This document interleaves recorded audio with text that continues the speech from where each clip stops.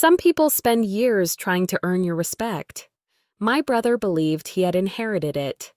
The morning of the hearing, I found Jason standing outside courtroom 4 with a few men from his old Marine unit. They were laughing about something until he noticed me walking toward them. His smile faded into the same familiar expression I had seen since we were children. The expression that always said, "You do not belong here." "Emma." He glanced at the folder in my hand. "I was not sure you would come." I said I would. "You did." He gave a small nod. "I just hoped you had changed your mind." I stopped a few feet away. "Our father did not leave this foundation to be fought over." Jason sighed. "No, he built it to honor the people who served."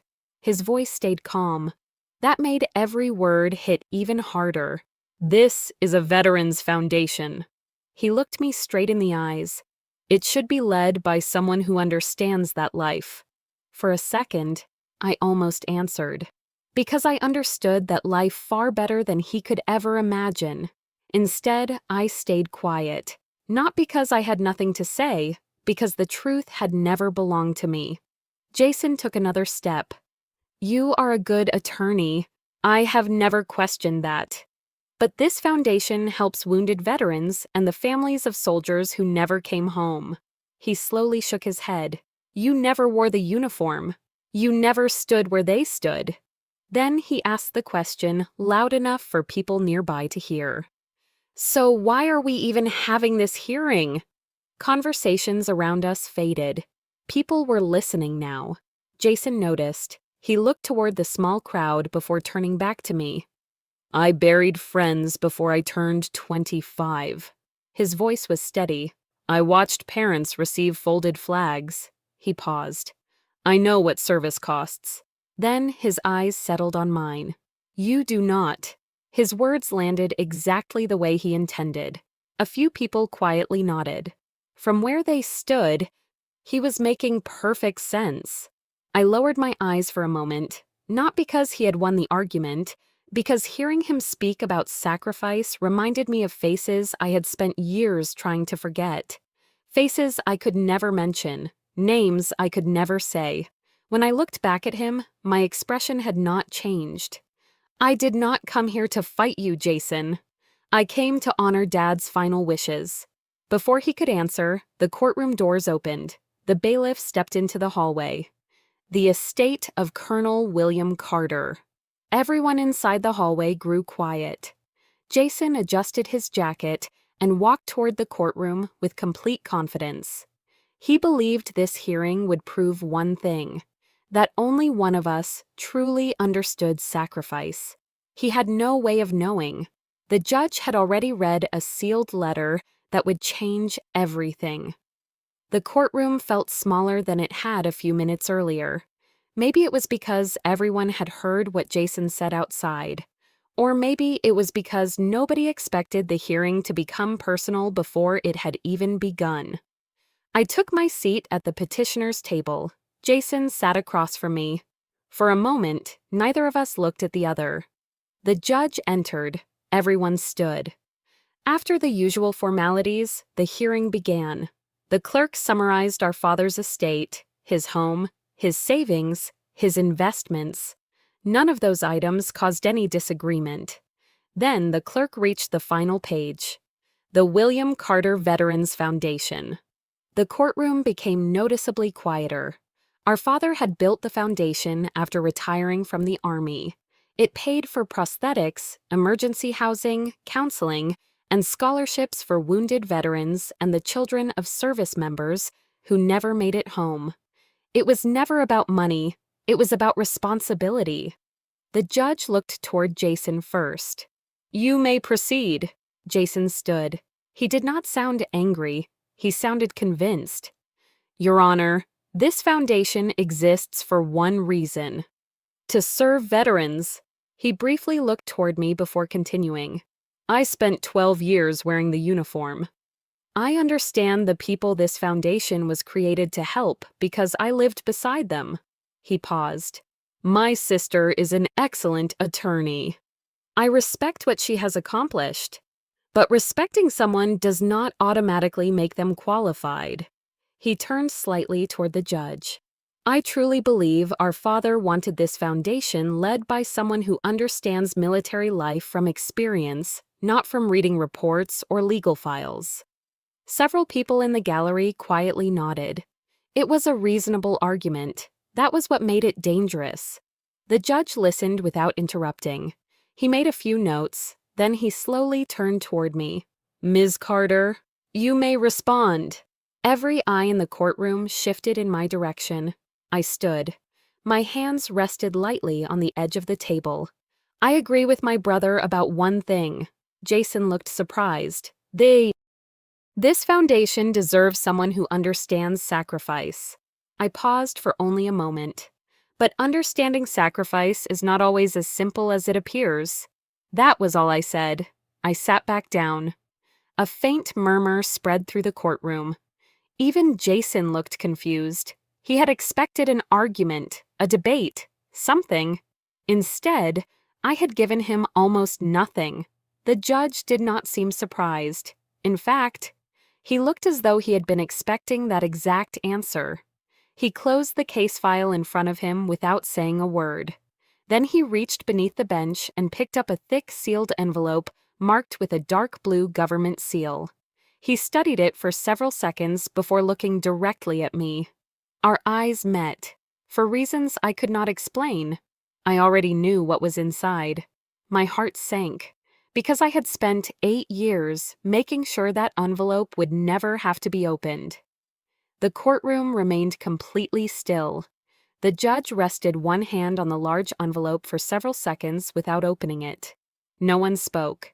Even Jason seemed curious. Finally, he looked toward the clerk. Please confirm the chain of custody. The clerk immediately stood. Yes, Your Honor. The envelope was delivered to this court by the Department of Defense 11 days after Colonel William Carter's passing. It has remained sealed under court order. It has not been viewed by either party. A quiet murmur spread across the gallery. Jason frowned. The Department of Defense? He looked toward me. What does the military have to do with Dad's foundation? I kept my eyes on the envelope. I already knew. Or at least, I feared I did. The judge carefully broke the seal. Inside was a single folder, dark blue. Across the front were 2 words printed in bold black letters. Classified records. The judge opened the folder slowly. His eyes moved across the first page, then the second. His expression changed, not dramatically, just enough for me to notice. He looked up, then back down. He read another page before quietly removing his glasses. The courtroom felt unusually small. Jason shifted in his chair. Your Honor, is something wrong? The judge did not answer immediately. Instead, he turned another page, then another. Finally, he closed the folder. His eyes settled on me. Ms. Carter, his voice was completely different now. I was not expecting this. Neither was I. Jason stood before anyone asked him to. What is in that file? The judge remained silent. Jason looked frustrated. This hearing is about our father's estate. If those papers affect this case, I have a right to know. The judge slowly nodded. You do. But before this court proceeds, he looked toward the courtroom deputy. I need to verify one matter. The deputy immediately stepped forward. The judge quietly handed him a document. I want this confirmed directly with Washington. The deputy looked at the first page. His eyes widened. Without asking a single question, he left the courtroom almost immediately. Nobody understood what was happening anymore. Not Jason, not the attorneys, not even the reporters sitting in the back row. The only person who looked completely calm was me. Not because I was fearless, because I had spent years preparing myself for the possibility that one day someone might open that file. Jason looked across the courtroom. For the first time that morning, his confidence began to crack. He lowered his voice. Emma, what did Dad leave behind? I looked at him, then at the blue folder resting on the judge's bench. Finally, I answered with the only truthful words I could safely say. Something he promised he would never have to use. At that exact moment, the courtroom doors opened again. Every head turned. A man wearing a dark blue military dress uniform stepped inside. He carried no briefcase, no files, only a leather folder stamped with the official seal of the Department of Defense. The judge rose to his feet. So did every court officer. The room instantly realized this hearing had just become something very different. The courtroom doors closed behind the military officer. Nobody recognized him. There were no medals covering his chest, no decorations meant to impress anyone. Only a dark blue dress uniform and a calm expression that somehow made the entire room quieter. He walked directly to the judge's bench. Without saying a word, he handed over the leather folder. The judge opened it immediately. He compared several pages with the documents already lying on his desk. Then he looked toward the military officer. "Can you confirm that these records are authentic?" "Yes, Your Honor. They were personally released this morning under the authority of the Department of Defense." The judge slowly nodded. "Then this court will accept them into evidence." Jason immediately stood. "You, Honor, what exactly are we looking at?"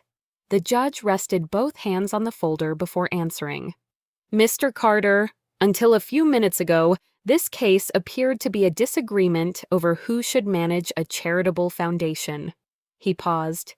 "It no longer appears to be that simple." The courtroom became completely still. The judge lifted the first page. "This court has received official confirmation that Ms. Emma Carter served as a civilian legal advisor assigned to multiple Joint Special Operations task forces." A ripple moved through the gallery. Jason frowned. "But she was never in the military." "No." The judge looked directly at him. "She was not."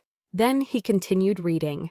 "However, according to these records, she voluntarily deployed into active combat zones on numerous occasions while assisting military personnel during hostage recovery operations, classified investigations, and negotiations involving American service members." Jason stared at me. His expression had completely changed. He was searching my face for some sign that the judge had made a mistake. He found nothing. The judge turned another page. "Several of these deployments remained classified for national security reasons." He looked back at Jason. "Which explains why neither the public nor members of her own family were ever informed." Nobody moved. Even the reporters had stopped writing. The judge continued. "These records further state that Ms. Carter repeatedly declined public recognition because accepting it would have exposed ongoing operations and endangered American personnel." Jason slowly sat down. His shoulders dropped. For the first time in his life, he looked like a man who no longer trusted his own memories. He whispered my name. "Emma." His voice barely reached me. "Why did you never tell me?" I looked at him for a long moment. Then I answered as quietly as he had asked. "Because every paper I signed promised that if I ever spoke about those missions, I could place other people in danger." The words hung in the air. Nobody doubted them. Nobody questioned them. The judge carefully closed the classified file.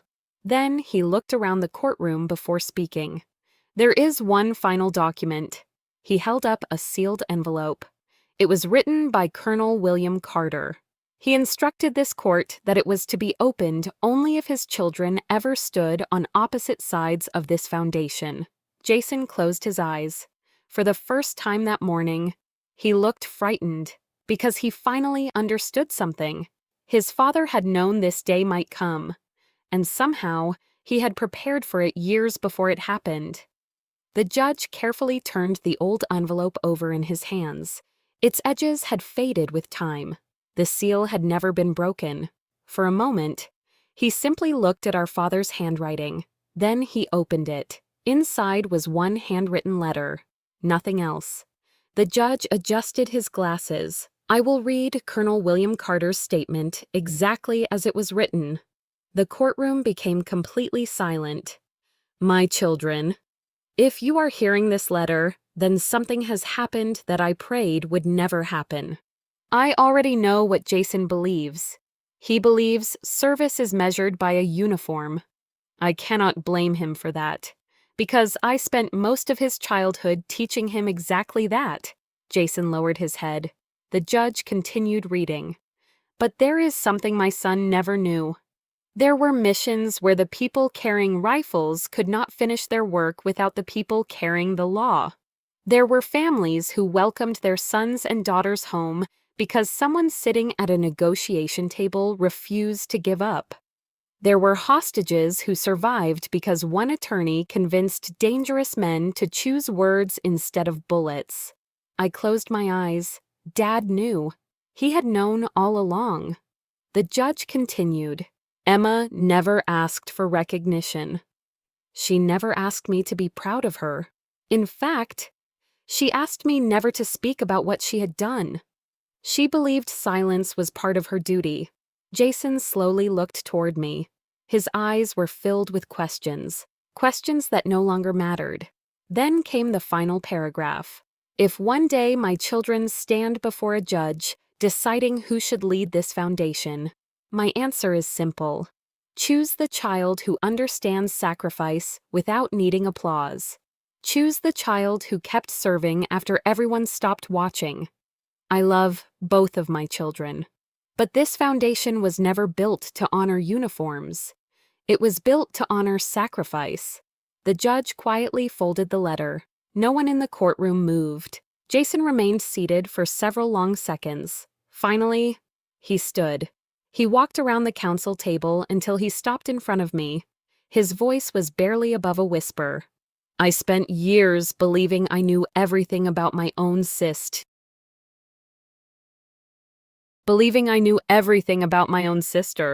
He looked down at the floor. I never once asked what your silence was protecting. I could see the regret in his face. Not the regret of losing the case, the regret of realizing he had lost years with someone he loved. I am sorry, Emma. I should have trusted you. I stood and gently placed my hand on his shoulder. You were protecting what you understood. I was protecting what I promised. Neither of us spoke again. We did not need to. The judge signed the final order. The William Carter Veterans Foundation shall remain under the direction of Emma Carter, in accordance with Colonel Carter's written instruction. The gavel struck once. The hearing was over. As Jason and I walked toward the courthouse exit together, he stopped beside our father's photograph hanging in the hallway. He saluted, then he looked at me. For the first time since we were children, he smiled like my brother again. Outside, the afternoon sun had finally broken through the clouds. People often believe that respect begins when the truth is revealed. They are wrong. Real respect begins the moment pride finally steps aside. Some people spend their lives serving in uniforms. Others spend their lives making sure those heroes come home. Neither sacrifice is greater. Both deserve to be remembered.